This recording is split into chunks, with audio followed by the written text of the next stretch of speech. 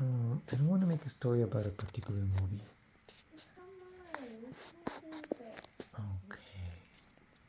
It's one of my favorites too. The story of the penguins of Madagascar. Well, as you know, there's many stories for those penguins. I know. Just make one that doesn't exist. Right. This, well, I would say it doesn't exist. It's just that not many people know about this one. This was a time when the penguins of Madagascar decided to take a well-deserved vacation from saving the world. And so, they first had to fool everybody into thinking that they were still at the zoo. And instead of escaping at night, they wanted to go for like a week or something. And so what they did is they hired some pigeons from the park at night, and they promised them that if they painted themselves in black and white and acted like penguins during the day, then lots of people would throw them food. They thought that this was a brilliant plan. No human would ever notice it. And so that night, after having made the deal with the pigeons and providing them with an ample supply of paint, they escaped. They snuck into the luggage of someone that was going to Argentina and decided to go visit some of their cousins in the southern part of Argentina where you have penguins too. And so off they went into the luggage of an airplane until one of the penguins said, "Rico, status. I think we're stuck in a couple of luggages, sir." "That's not what I mean. I need to know our position. Stat." And what's the name of the other guy? I don't know.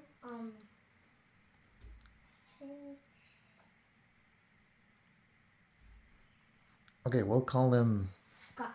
Scott. Okay. Scott, location.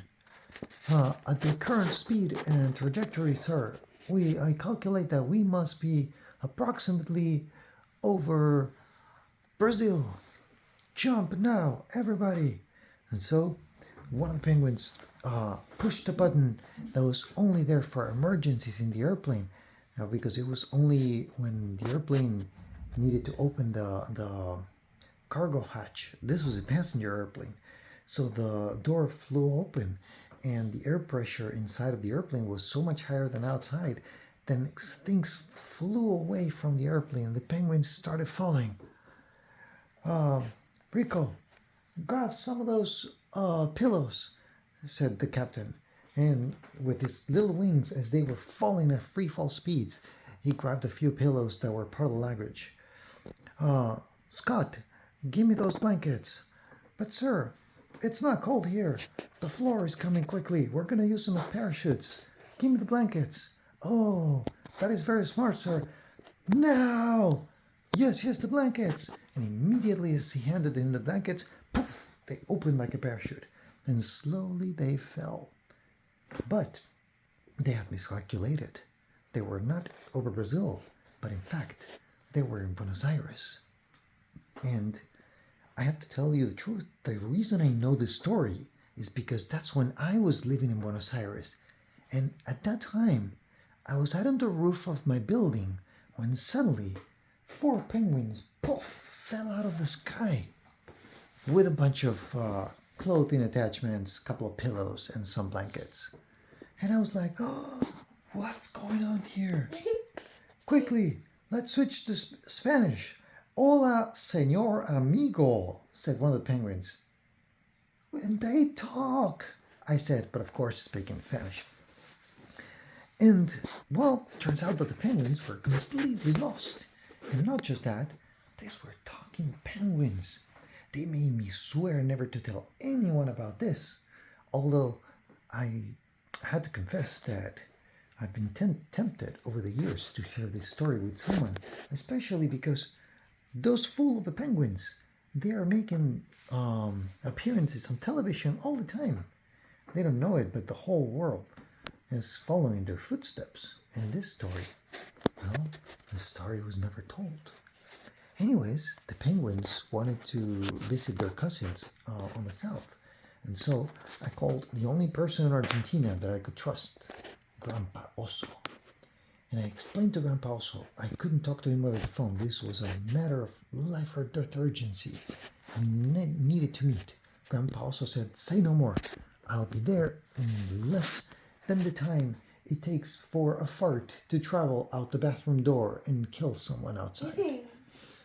And so, a few minutes later, Grandpa Oso was at my doorstep.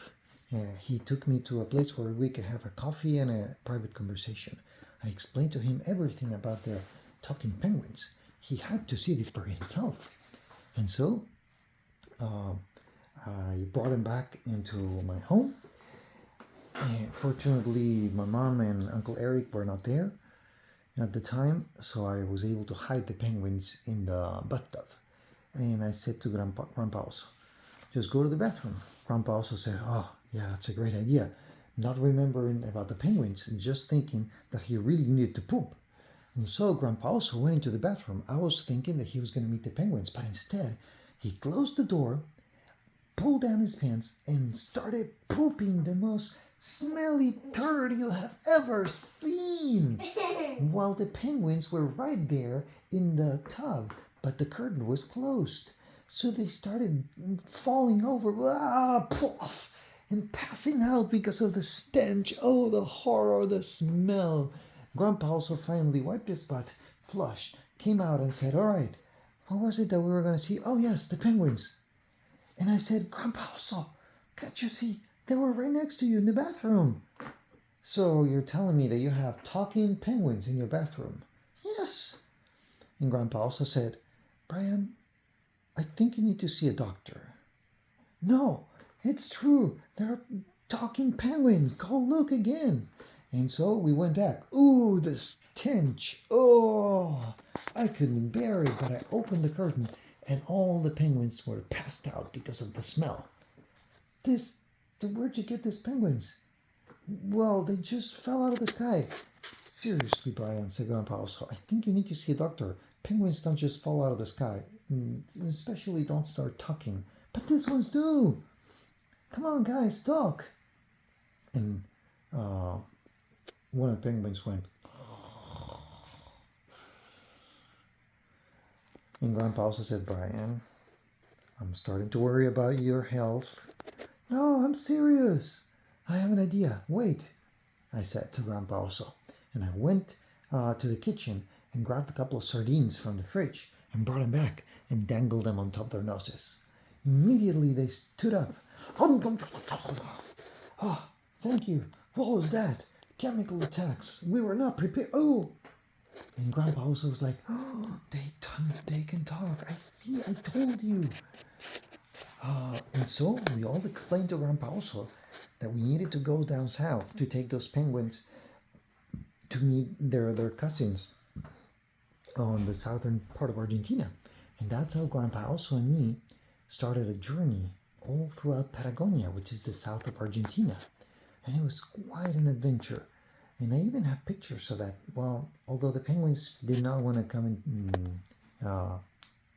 be shown in the pictures because they didn't want to blow their cover, the pigeons' cover. They were worried that people would see them in a picture somewhere else down south in Argentina, and then they would realize that the painted pigeons were not penguins. But I do have pictures of that. It was an amazing trip. We went all through the south, and we didn't get to see the penguins, but we dropped off the four penguins of Madagascar and the shores of Patagonia, where later on I was told that they managed to reunite with his long lost cousins and had a blast before flying back over to the United States. I don't know how they did that. And that's the story of the penguins of Madagascar. The end.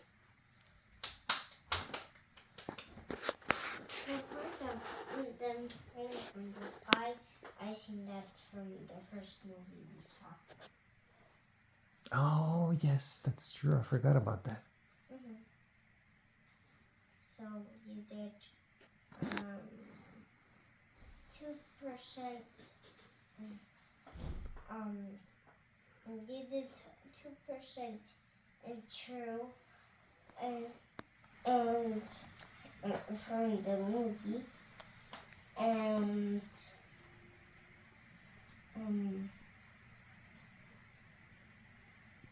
98. That's amazing. You just used 90. math. I know. You did great. 90, Yes, it's 98. 98%. Not true.